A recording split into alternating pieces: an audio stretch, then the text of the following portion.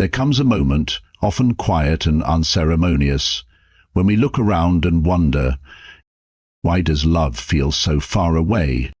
Not just romantic love, I mean the kind of love that makes you feel seen, the kind that penetrates the surface of your identity and whispers, I know who you are, and I still choose you.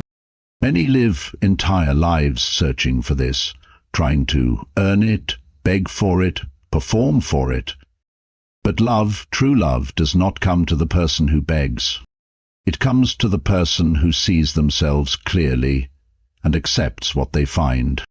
No one will love you, truly love you, until you understand this. You must meet yourself first. Not the mask you wear, not the character you play, but the self buried beneath years of pretending, pleasing, and performing. We all wear masks. You wear one when you walk into the office, shoulders back, voice steady, pretending you're not unraveling inside. You wear another when you're with your family, playing the role of the peacemaker, the strong one, the reliable one. You wear one when you're with your friends, light-hearted, agreeable, effortlessly composed, even if chaos is pounding like a drum beneath your skin. Sometimes the most dangerous mask is the one you wear alone in front of the mirror, whispering to yourself that you're fine, that you don't need anyone, that everything is under control. These masks aren't random. They're stitched together carefully, piece by piece, from moments long past. Perhaps you were once told you were too emotional, so you silenced your grief. Maybe you were told your dreams were unrealistic, so you locked away your ambition. You learned with time to amputate the parts of yourself that felt risky, vulnerable, unwelcome, and the mask became your shield. But here is the cost. People cannot love what you do not show. They can only love the parts you allow them to see. If you hide behind the mask long enough, you might forget who you were before you wore it. You might start to confuse admiration with love, attention with connection, performance with presence. I once spoke to a young woman whose words echo in my bones to this day. She said, "Everyone loves me, but I still feel unloved."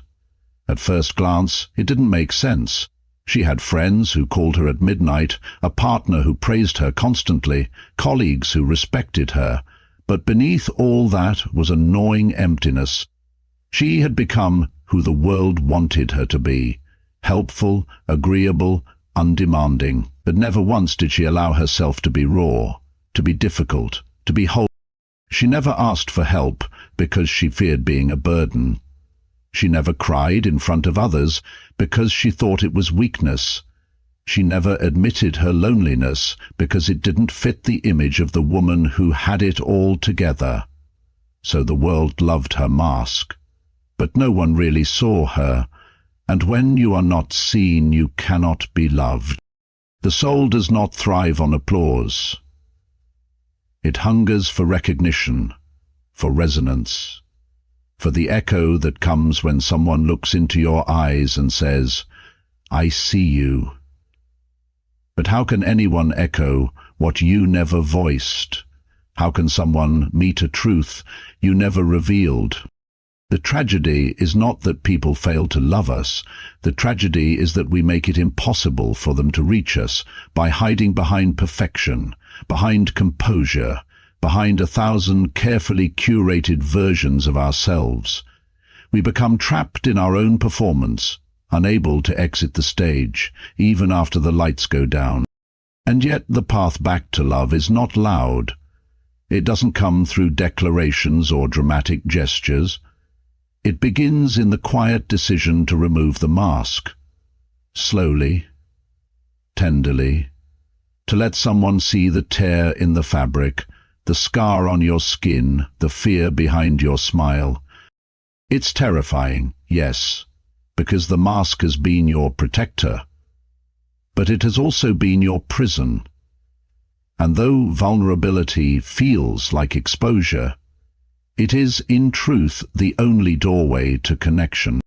Let your voice tremble. Let your truth be imperfect. Let yourself be clumsy in your honesty. because that is where love lives. Not in the illusion of flawlessness, but in the raw, holy courage of being real. There is a sacredness in being seen without armor, a beauty in showing up not as a projection, but as a presence. The kind of beauty that doesn't ask to be admired, only met. The world does not need your perfection, the world needs your presence. And someone out there is not waiting for the person you pretend to be, they are waiting for you, the real you, the one who cries, doubts, dreams, and bleeds, the one behind the mask. You do not need to become more lovable. You only need to become more visible. And that begins with the smallest, bravest act, taking off the mask and letting the world see what was hidden, and love you anyway. Here is a truth that most people are not ready to face, not because it is hidden, but because it is uncomfortable. The love you so deeply crave from others is the very love you withhold from yourself. You long to be seen, accepted, and understood, yet you look into the mirror and recoil. You want someone to hold space for your pain, your confusion, your slow unraveling, yet you rush your own healing, criticize your pace, and label your wounds as weakness. You yearn for someone to choose you without hesitation, but when was the last time you chose yourself in the stillness of the morning, when no one else was watching? This is the silent contradiction many of us live within. We send out signals, love me, cherish me, stay with me, while our inner dialogue whispers just the opposite. You're not good enough. You need to try harder. Why are you still like this? And so we walk around with open hands and closed hearts, hoping someone will love us in the way we refuse to love ourselves. But here's what happens when that contradiction goes unexamined. Love becomes desperation. Relationships become transactions. We start to demand what we have not cultivated. We ask others to pour into a cup we do not fill on our own. And slowly, quietly, our longing curdles into manipulation. We become resentful when our partners fail to read our minds, when our friends don't validate us, when the world doesn't reflect back the value we are unwilling to claim. We keep chasing people to fix something inside that was never their responsibility to begin with. I once spoke to a man who said, "I don't understand why no one ever stays." His relationships were marked by anxiety, overgiving, and quiet bitterness. He'd bend himself into the shape of whatever his partner needed, funny, ambitious, agreeable, until the weight of self-abandonment crushed him. Eventually they'd leave, and he'd say, "See, I wasn't enough." But he never asked the deeper question, was I ever enough for myself? This is the question we must all sit with. Do you truly care for the parts of you that are hard to love? Do you extend kindness to the version of you that failed, that stumbled, that couldn't hold it all together? Do you protect your heart, not from others, but from your own inner critic? Because something miraculous happens when you begin to love yourself, not in theory, not in empty affirmations, but in daily, embodied practice. When you wake up and choose not to rush your morning just to be productive. When you look at your reflection and resist the urge to pick yourself apart. When you feel your anxiety rising and instead of fighting it, you offer it compassion. These are not grand gestures, but they are sacred ones. Imagine walking into the world not from a place of hunger, but from a place of fullness. Imagine knowing at your core that you are already worthy of care, regardless of who gives it. That kind of self-love does not make you invincible, but it makes you free. It frees you from the toxic need to be rescued. It frees you from the exhausting game of trying to earn love. It frees you from the belief that your worth depends on someone else's ability to see it. When you meet yourself fully, with tenderness, with honesty, with reverence, then, and only then, do you become capable of meeting others without needing them to complete you. Love no longer becomes a transaction. but a gift freely exchanged between two people who are already whole. And should someone leave, you do not crumble, because you were never built on their approval. You were rooted in something deeper, your own unwavering presence. So the next time you find yourself reaching for someone to fix the ache, pause, ask yourself, what am I waiting for them to give me that I refuse to give myself? That question is not meant to shame you, it is meant to awaken you, because the answer is never out there. It never was. All love begins from within. The love you are seeking is not something to be found, it is something to be remembered, something to be reclaimed.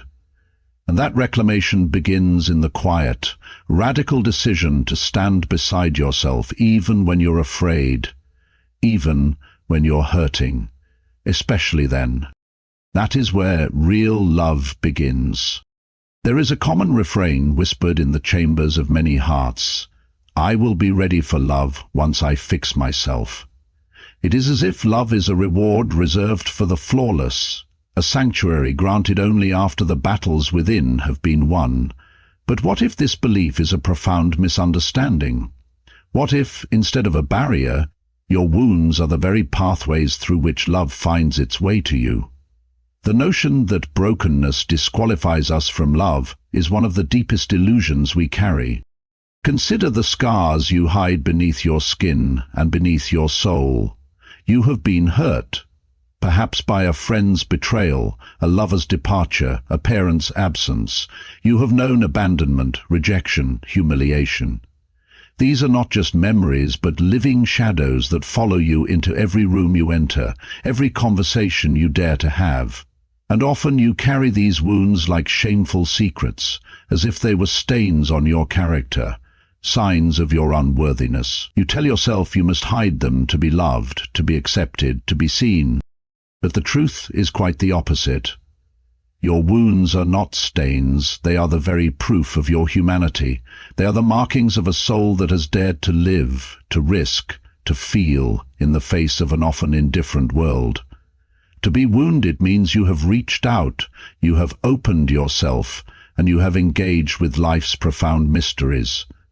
Wounds are the sacred calluses, formed not by avoidance but by confrontation, by the courage to remain open in the midst of suffering.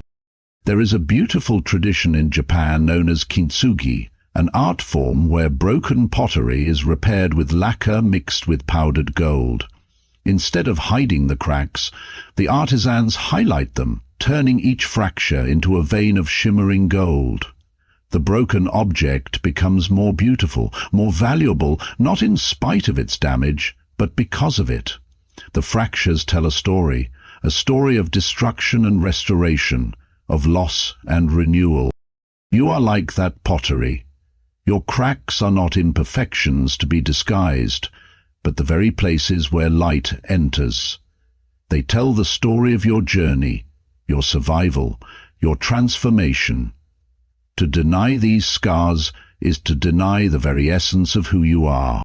When you meet someone who is willing to show their scars alongside you, not the polished mask, not the carefully constructed persona, but the raw, vulnerable truth, that is where true intimacy begins. It is not in perfection, but in the shared acknowledgement of brokenness that two souls can truly connect. When you lay down your weapons, your defenses, your shame, and reveal your wounded self, you invite another to do the same. This mutual unveiling creates a sacred space where love can grow, wild and free. Imagine the freedom in this truth, that you do not have to fix yourself before you can be loved. You are already worthy, not because you are whole, but because you are real.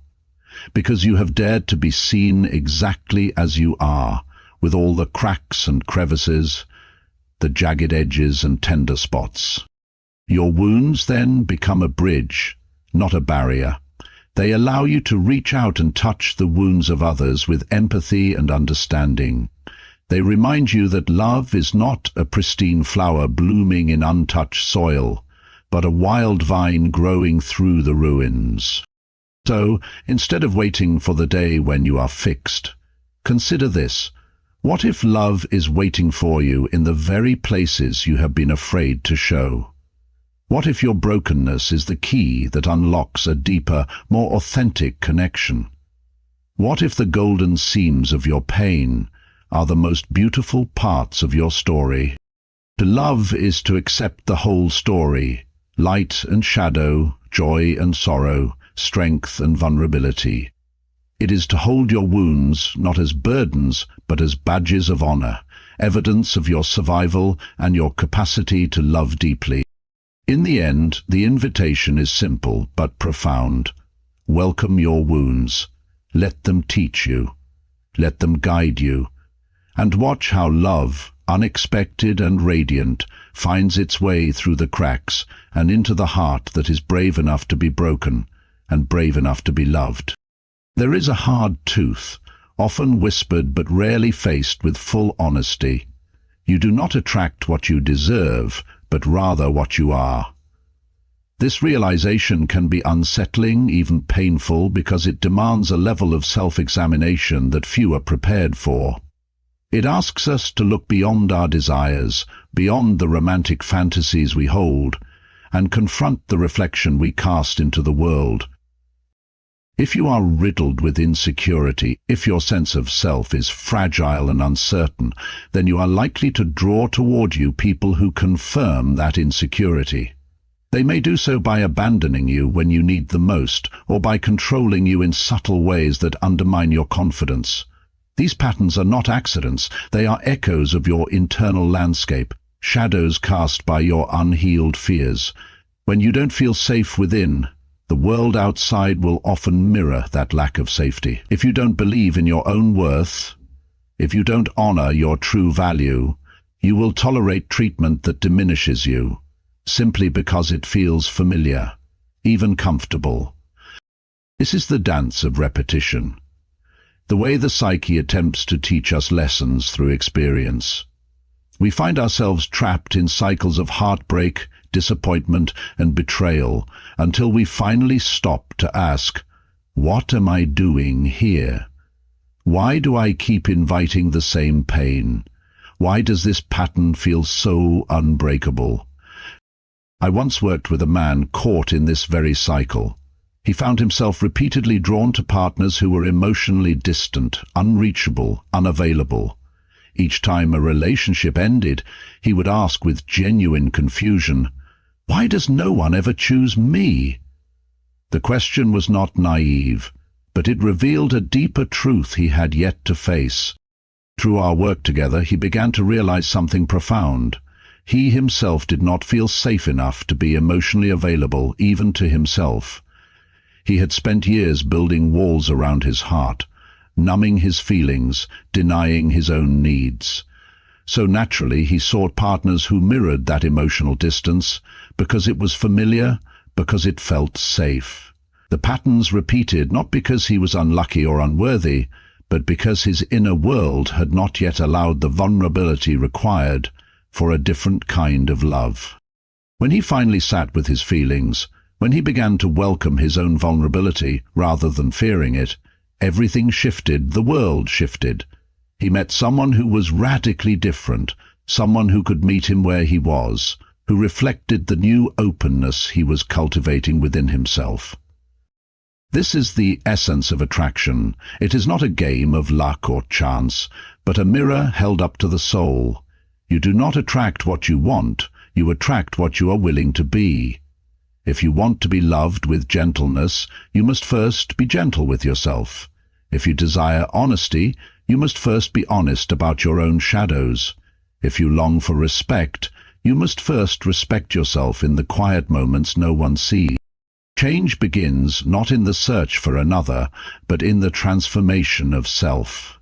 It begins in the willingness to look inward, to uncover the parts of yourself you have hidden away, those fears, those doubts, those longings, and to welcome them home, to stop blaming the world for what you have tolerated within. Imagine for a moment the power of this insight. What would it mean to stop chasing love outside of you and instead nurture the love inside?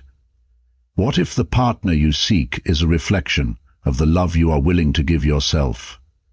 When you change who you are willing to be, when you honor your own worth, when you embrace your own vulnerabilities, when you hold space for your true self, then, and only then, will the world respond in kind.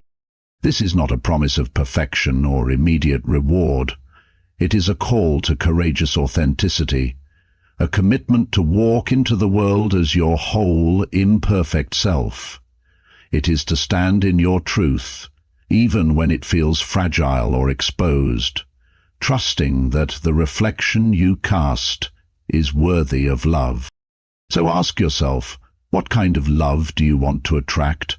And then ask the harder question, what kind of person are you being today to attract that love? Because the answer to who will choose you lies not in the hands of others, but in the reflection you offer to the world. Change that reflection, and everything changes with it. There is a profound simplicity buried beneath the complexity of human longing. Love is not something you earn, it is something you allow. We live in a world that teaches us otherwise, that conditions us to believe love must be won, deserved, fought for. From early on we hear the stories, work harder, be better, look nicer, say the right things, and only then will you be loved. But this is a lie wrapped in expectation, a trap that keeps the heart in chains. You do not have to earn love, you have to allow it. This is not merely a phrase, but a radical truth that shakes the foundations of how we relate to ourselves and others. Love is not a prize bestowed upon the worthy. It is a force that flows freely when the soul is ready to receive it. It is not a currency to be traded for good behavior or achievements. It is a presence that surrounds and permeates the moments when you stop resisting and start opening. Consider the innocence of a child. A baby does not perform, does not strategize, does not tally up a list of virtues to justify their worthiness. A child is loved because they exist. Love embraces the baby's cries, their smiles, their imperfections without condition or calculation. This is the way love wants to be expressed, freely, unconditionally, without the need for justification. The child teaches us the most essential lesson of all.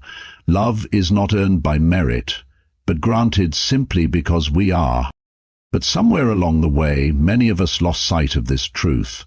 We internalized the message that love is contingent, that we must prove ourselves through success, beauty, kindness, or usefulness. This created a false self, a mask to wear that could be admired and accepted, and so we perform, we strive, we exhaust ourselves trying to fit into a mold that will secure love's favor. Yet the harder we try, the more distant love feels. This striving comes with a heavy price, guilt and shame, guilt for not being enough, shame for not meeting expectations. These shadows cling tightly to the heart and form walls that block the natural flow of love. They tell us we are flawed, broken, unworthy. But these are lies, echoes of voices that do not see the truth of who you are beneath the performance. Allowing love means releasing these burdens. It means saying to yourself, I am worthy of love, not because I have done something to deserve it, but because I am here. Because I breathe, because I feel, because I exist.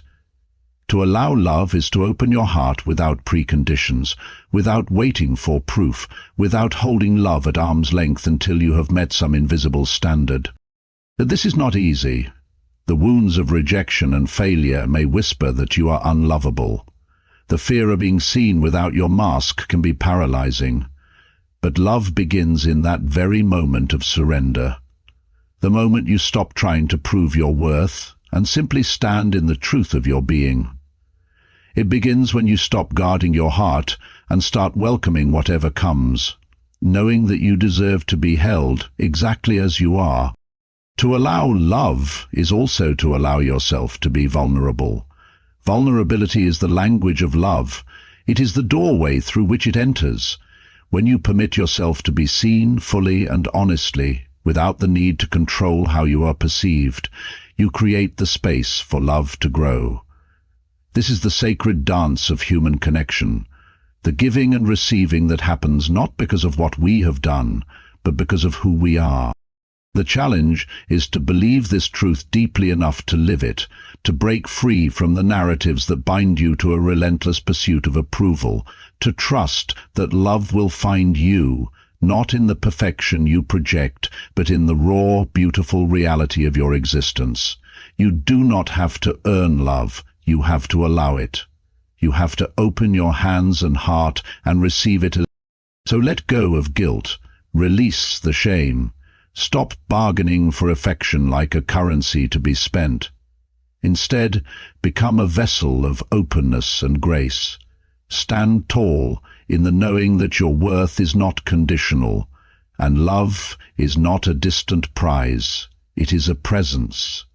Already here, already flowing, waiting only for you to stop resisting and start receiving. In this acceptance, the soul finds rest. In this surrender, love begins. So now I ask you, are you ready to meet the one person who holds the key to every relationship you've ever wanted? Look in the mirror. That person is waiting to be chosen, not by the world, by you. Because only when you see yourself fully, and you hold your own brokenness with reverence, when you stop performing and start being, that's when love comes. Not because you chased it, but because you finally made a home where it could land. Thank you.